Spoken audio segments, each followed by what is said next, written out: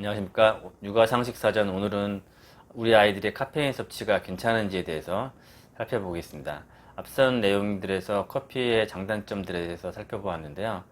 전반적으로 커피가 생각보다 나쁜 음료수가 아니라는 취지로 내용을 전개했었는데, 그렇다면 이 커피 혹은 카페인이 우리 소아 청소년들한테 적당한 음료인지 살펴보겠습니다. 실제로 우리나라 소아 청소년들이 커피를 직접 마시는 경우는 많지 않습니다.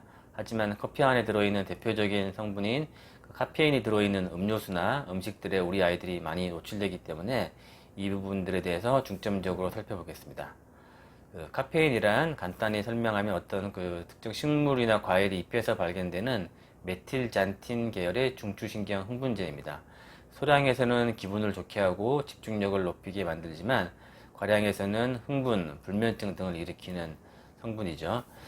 앞서도 간단히 설명을 드리긴 했었는데, 카페인의 긍정적인 기능 중에 이 각성작용에 대해서는 우리 카페인이 머리 안에 있는 아데노신 수용체랑과 결합을 해서 이 아데노신의 기능을 약화시키는 걸로 나타나는데, 이 아데노신은 각성을 방해하고 졸림을 증가시키는 역할을 합니다. 따라서 이런 아데노신 기능을 방해하기 때문에 각성을 작용을 있고, 그 다음에 졸리는 것을 막는 역할을 하게 되죠. 그래서 한 40에서 300ml 정도의 중등도 카페인 섭취를 하게 되면 아데노신의 기량작용으로 피로를 줄이고 각성 효과 그리고 반응 시간을 줄이는 역할을 합니다. 이 카페인은 도파민이라는 호르몬의 역할을 증대시키는 역할도 해서 그 효과를 배가시키게 되는데요. 도파민은 대표적으로 각성이나 기쁨, 사고력 증대에 도움이 된다고 합니다. 마지막으로 카페인은 신체 활성을 증가시켜서 업무 능력 향상, 근육 수축력 증대시켜서 신체 활동을 강화시키기도 합니다. 카페인에는 이제 장점보다는 부작용이 많이 강조되어 있는데요. 지나친 카페인 섭취의 우리 대표적인 증상으로는 불면증이 있고요. 안절부절 못하는 거, 그리고 체온 상승이 일부 있을 수 있다고 하고요. 그리고 소변을 자주 보기 때문에 탈수 증상, 그리고 위염, 그다음에 소변을 자주 보는 빈뇨, 어지럼증, 두통, 집중력 장애 이런 증상들이 있을 수 있고요. 아주 극단적인 경우에는 부정맥이나 간질, 심장 정지 이런 증상이 나타날 수 있습니다.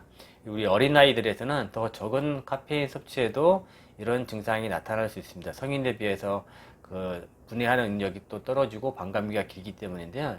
이외에도 이제 대표적인 부작용들에서 몇 가지만 더 살펴보겠습니다. 우선 소아 청소년기는 뼈를 튼튼하게 만들어야 될 시기입니다. 그래서 카페인이 이런 칼슘 흡수를 방해하게 됩니다.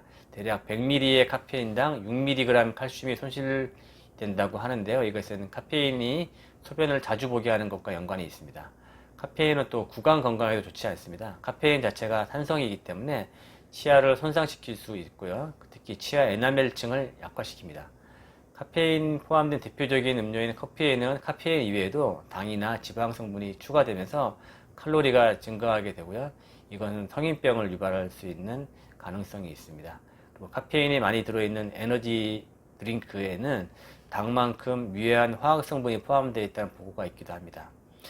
정리해보자면 카페인이 우리 소아 청소년에게 미치는 좀 더 특징적인 부작용은 불면증, 과잉 행동, 충치, 식욕 감소, 그 다음에 뼈 손실 등이 있겠습니다. 그렇다면 어느 정도 카페인의 양이 적당할까요? 우리 성인에서는 보통 하루 카페인 섭취 제한량을 최대 400mg 정도 보기도 합니다. 보통 내린 커피 한 잔에 100ml 정도 포함되어 있기 때문에 카페인이 4잔 정도 마시는 게 최대치라고 볼 수가 있고요. 임산부, 수유모 등에서는 앞서 설명드렸다시피 하루 200에서 300mg로 제한하고 있고요. 소아 청소년들은 더 작을 텐데 대충 체중당 2.5mg을 상한치로 보기도 합니다. 이 수치에 대해서는 전문가들이나 기관에 따라서 그 수치가 조금씩 의견이 다를 수 있는데요. 일부 전문가들은 카페인의 주요한 출처인 커피를 성장이 멈추는 19세까지는 이제 규칙적으로 마시는 것은 기다릴 것을 권장합니다. 가끔 마시더라도 작은 사이즈인 375ml 이하로 권장하고 있고요. 대표적인 단체인 미국 소아과학회에서는 12세까지는 카페인을 포함한 커피를 포함해서 금지하고 있습니다. 그리고 12세 이상부터 성인기까지는 하루 카페인 섭취량을 85에서 100mg 이하로 권장하고 있기도 합니다. 앞서 말씀드렸던 체중당 2.5mg과 그 유사하다고 볼 수가 있고요. 그 캐나다에서는 좀 더 어린 애들까지는 소량을 먹어도 된다 이런 기준치를 공개하기도 했었는데 4에서 6세 사이에는 45mg, 7에서 9세 사이에는 62.5mg, 10에서 12세 사이는 85mg, 일반 청소년들은 12세 이상 86에서 100mg의 기준치를 공개하기도 했습니다. 카페인이 극단적인 독성 용량에 대해서는, 즉 생명에 위험을 줄 수 있는 용량에 대해서는 잘 알려져 있지는 않습니다. 하지만 2010년 저널 오브 푸드 사이언스에 따르면 성인에서는 10g을 독성 용량으로 밝히고는 있습니다. 하지만 소아에서는 그 독성 용량을 잘 알 수는 없고요. 실험을 할 수 없기 때문입니다. 성장하는 뇌에 어떤 영향을 미치는지 추정하기도 어렵습니다. 과학자들이 가장 카페인에 대해서 걱정하고 있는 부분이 성장기 아이들에게 카페인이 어떤 장기적인 영향을 주는지 알 수 없다는 것인데요. 이 말은 아이의 신체 성장 및 두뇌 발달에 어떠한 영향을 줄지 모르겠다는 것으로 좋지 않은 영향을 줄 가능성이 있다는 의미입니다. 따라서 성장이 멈추는 고등학생까지는 카페인 섭취를 성인보다는 제한하는 것이 필요합니다. 이제 커피 이외에 다른 음식에는 카페인 함량이 얼마나 들어 있을까요? 2014년 미국 소아과학회 조사에 따르면 미국 소아의 경우에는 73% 정도가 어떤 형태로든 카페인을 매일 일정량을 섭취하고 있다고 합니다. 그 순서를 살펴보면 소다수, 탄산수가 가장 많았고요. 그 다음에 커피, 에너지 드링크, 그 다음에 티 순서였습니다. 외국에서는 뭐 소아 청소년들도 커피나 그런 티를 규칙적으로 마시는 지역도 많이 있다고 합니다. 하지만 우리나라에서는 커피보다는 다른 음료수에 있는 카페인을 섭취함으로써 카페인을 얻는 경우가 많은데요.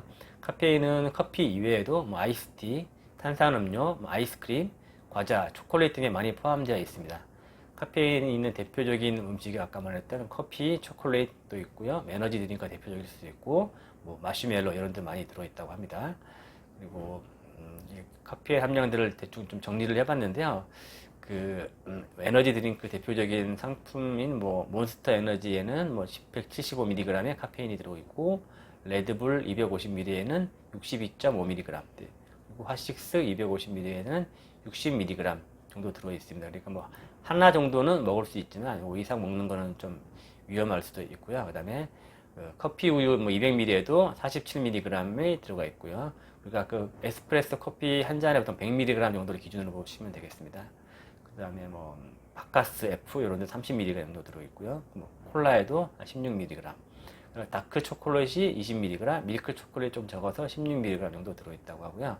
뭐 녹차 아이스크림에도 100g당 100ml 정도의 카페인이 들어있다고 합니다. 이런 수치들을 이제 다 한꺼번에 먹게 되면 수치가 좀 더 올라갈 수 있다는 걸 알아두는 게 중요할 것 같습니다. 각각 이렇게 개별적인 함량도 중요하지만 하루 동안 전체적인 먹는 양도 고려해야 한다는 거, 또 잘 주의 있게 보셔야 되는 내용이고요. 지금 제품 중에서 고카페인 함유가 표시되어 있는 제품, 우리나라에서는 제품 1ml당 0.15mg 이상의 카페인을 함유한 액체 식품에는 이런 고카페인 함유 표시가 되어 있는데, 이런 제품이 표시되어 있는 경우에는 특히 조심을 하셔야 될 것 같습니다. 전반적으로 카페인을 줄이는 이제 연습이 필요한데요. 아이들이 먹는 식생활에서 카페인을 완전히 없애는 카페인 프리의 한 환경을 만드는 건 현실적으로 좀 어렵습니다. 다 전체적인 음식에서 카페인을 줄이는 것이 중요하고요. 우선 이제 소다수 같은 음료 섭취를 줄이는 것이 중요합니다. 대신에 물이나 뭐 저지방 우유나 100% 과일 주스 같은 걸로 대체해 보시는 게 좋겠고요.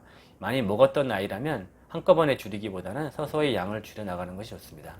카페인이 함유된 음료수를 대신할 수 있는 건강한 간식들을 부모님들이 제공해 주는 게 좋겠고요. 카페인이 주는 이런 활기, 이런 각성작용을 대신할 수 있는 규칙적인 운동을 제한해 보는 것도 좋은 대안이 될 수 있을 것 같습니다. 커피가 앞서 설명해 드렸다시피 어른들에도 건강상 장점이 있다고 하는데, 이런 장점 때문이라도 아이들한테 권장하는 게 좋을까요? 좀 그렇지는 않다고 답변 드릴 수 있겠습니다. 적당량의 카페인은 뭐 기운을 돋궈주고 정신을 명료하게 만들 장점도 있고, 성인들에서는 몇 가지 장점이 있지만 성장하는 아이들에 있어서는 건강에 더 도움이 될 만한 뚜렷한 장점에 대한 증거를 찾기가 어렵습니다. 따라서 평소에 카페인 섭취를 즐기지 않는 아이까지 굳이 카페인 섭취를 늘릴 만한 장점은 찾을 수 없다고 할 수 있겠습니다. 이상 카페인 섭취에 대해서 소아 청소년들의 기준으로 살펴보았습니다. 감사합니다.